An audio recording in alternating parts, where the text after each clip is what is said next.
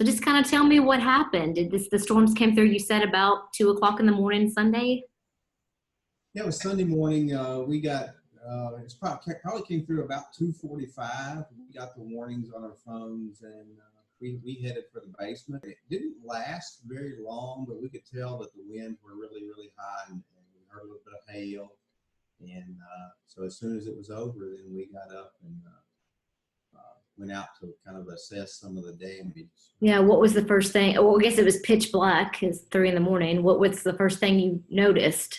Well, I noticed trees down in our backyard, and I didn't realize how many, but there were trees down in our backyard.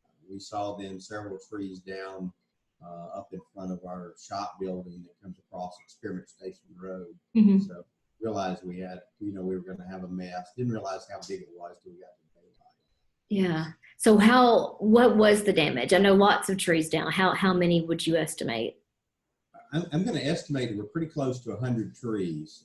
We rode after we cleaned up. We spent most of the day Sunday cleaning up, and then we kind of got on a four-wheeler and rode around the center and kind of just counted up. But most of them are big pines. But the good news is no buildings were damaged, you said. Absolutely. Nobody was hurt and no buildings were damaged here. There were some in the county. There are some places in the county that weren't quite as fortunate, but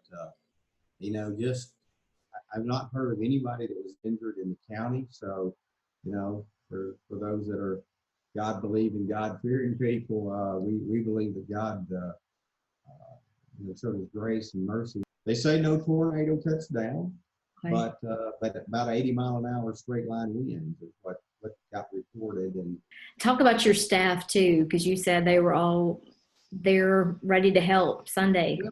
Let's tell you, I told you we got up and rode around it, so we're at 3:30 in the morning, and we always talk about emergency operating plans and doing those things, but we know here the first thing we're going to do, obviously the health, safety, welfare of our staff is number one, but two is we call what we call secure the borders. We need to see outside fences so that we've got livestock.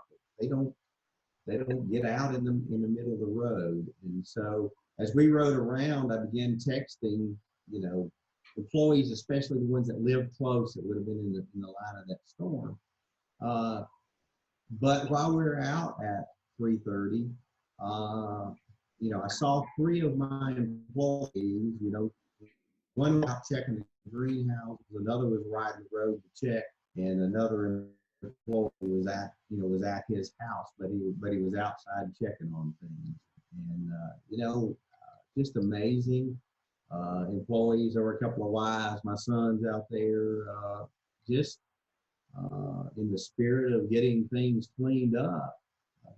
They were here, and you have the normal research things that and operation things that we have to get done, but still had a crew running chainsaws and cleaning up and piling the rest of this debris. How long do you think cleanup efforts are going to last? I know you've been working all day today. Oh, I don't know. We'll probably be in some of this. We'll be weeks, if not months. But the main here, in a few weeks, we'll get this debris piled up and get rid of it.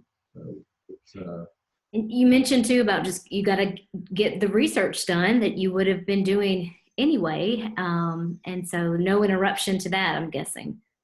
No interruptions to that, but the other emergency we have is we have the coronavirus. So here we are with so we're trying to clean up and do it at social distancing and all the things that make that sense, but you're trying to telecommute as many employees as you can. It's very difficult on an agricultural research center to have many, but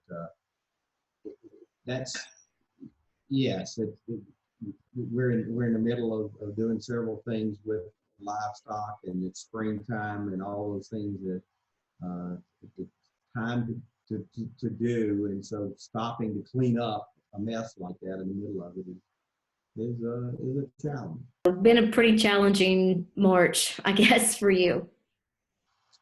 It has, but you know, we're okay.